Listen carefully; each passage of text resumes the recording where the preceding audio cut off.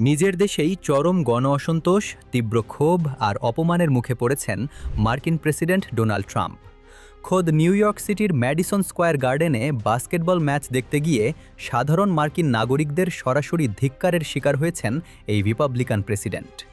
সোমবার ম্যাচ শুরুর আগে জাতীয় সঙ্গীত চলার সময় যখনই স্টেডিয়ামের জায়ান্ট স্ক্রিনে ট্রাম্পের মুখ ভেসে ওঠে, তখনই চারপাশ থেকে ধেয়ে আসে হাজার হাজার দর্শকের তীব্র দুয়োধ্বনি। আন্তর্জাতিক বিশ্লেষকরা বলছেন, আমেরিকার সাধারণ মানুষও এখন ট্রাম্পের যুদ্ধআন্দেহী নীতি আর একগুঁয়েমিকে ছুঁড়ে ফেলছে, যার স্পষ্ট প্রতিফলন এই গণধিক্কার। ট্রাম্পের রাজনৈতিক ইমেজের যে এখন একদম দফা-রফা, তার প্রমাণ মিলেছে খোদ মার্কিন সংবাদ মাধ্যমের সাম্প্রতিক জরিপেই।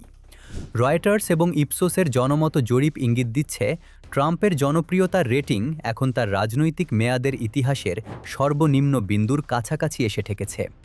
আমেরিকার সাধারণ নাগরিকরা এখন স্পষ্ট বুঝতে পারছেন, ইরানের বিরুদ্ধে ট্রাম্প প্রশাসনের ক্রমাগত উস্কানি ও আগ্রাসী অবস্থান আদতে মার্কিন অর্থনীতিকেই ধ্বংসের মুখে ঠেলে দিচ্ছে। জরিপে অংশ নেওয়া বেশিরভাগ মার্কিনই এখন চরম আতঙ্কে আছেন যে ইরান ইস্যুতে ট্রাম্পের এই হঠকারী সিদ্ধান্তের কারণে বিশ্ববাজারে জ্বালানি তেলের দাম নিয়ন্ত্রণহীন হয়ে পড়বে, যার মাশুল দিতে হবে খোদ আমেরিকার জনগণকে। ট্রাম্পের এই তথাকথিত সাম্রাজ্যবাদী নীতির কারণে পুরো বিশ্ব কতটা বিপজ্জনক হয়ে উঠেছে তা এবার হাতে নাতে প্রমাণ করেছে নরওয়ের একটি আন্তর্জাতিক গবেষণা প্রতিষ্ঠান। অসলো পিস রিসার্চ ইনস্টিটিউট বা PRIO এর বার্ষিক কনফ্লিক্ট ট্রেন্ডস প্রতিবেদনে বিশ্বকে নিয়ে এক ভয়ঙ্কর তথ্য দেওয়া হয়েছে। প্রতিবেদন অনুযায়ী দ্বিতীয় বিশ্বযুদ্ধের পর বিশ্বজুড়ে সর্বোচ্চ সংখ্যক রাষ্ট্রীয় সংঘাতের ঘটনা ঘটেছে 2025 সালে, যা ট্রাম্পের এই মেয়াদেরই সময়কাল। গত এক বছরে বিশ্বজুড়ে অন্তত 65টি বড় ধরনের সংঘাত নথিভুক্ত হয়েছে, যা 1946 সালের পর সর্বোচ্চ। রাষ্ট্র বনাম রাষ্ট্র সংঘাত গত 80 বছরের মধ্যে সর্বোচ্চ পর্যায়ে পৌঁছেছে। গবেষকরা স্পষ্ট বলছেন, ট্রাম্পের ক্ষমতাবাজির এই যুগে ইতিবাচক কিছু খুঁজে পাওয়া অসম্ভব। বিশ্ব আজ এক চরম অন্ধকার সময়ের মুখোমুখি।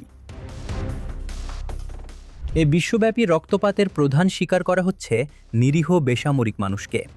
রাজনৈতিক সহিংসতা ও যুদ্ধে সরাসরি প্রায় 2,45,000 মানুষ প্রাণ হারিয়েছেন, যার মধ্যে 76,500-এরও বেশি সাধারণ নাগরিক।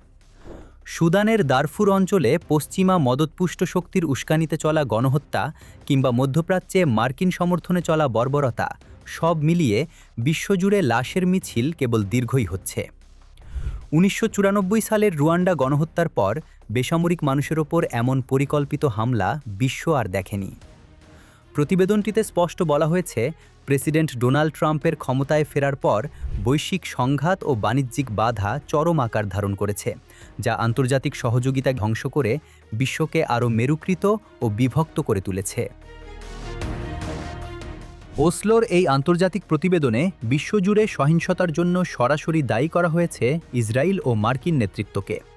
ইসরায়েলকে বর্তমানে বিশ্বের অন্যতম আক্রমণাত্মক ও সন্ত্রাসী রাষ্ট্র হিসেবে উল্লেখ করা হয়েছে, যারা গাজা, সিরিয়া, লেবানন এবং ইরানের ওপর একের পর এক অবৈধ হামলা চালিয়ে যাচ্ছে। আর ডোনাল্ড ট্রাম্প তাদের এই আগ্রাসনে হাওয়া দিচ্ছেন। কিন্তু জাতিসংঘের নিরাপত্তা পরিষদকে অকার্যকর করে রাখা এই ইসরায়েল আমেরিকা অক্ষের দিন যে ফুরিয়ে আসছে তা এখন স্পষ্ট। একদিকে মধ্যপ্রাচ্যে ইরানের শক্ত প্রতিরোধ, আর অন্যদিকে খোদ আমেরিকার মাটিতে ট্রাম্পের বিরুদ্ধে সাধারণ মানুষের এই তীব্র দুয়োধ্বনি প্রমাণ করে অন্যায় আর সাম্রাজ্যবাদের দফারফা এবার নিশ্চিত।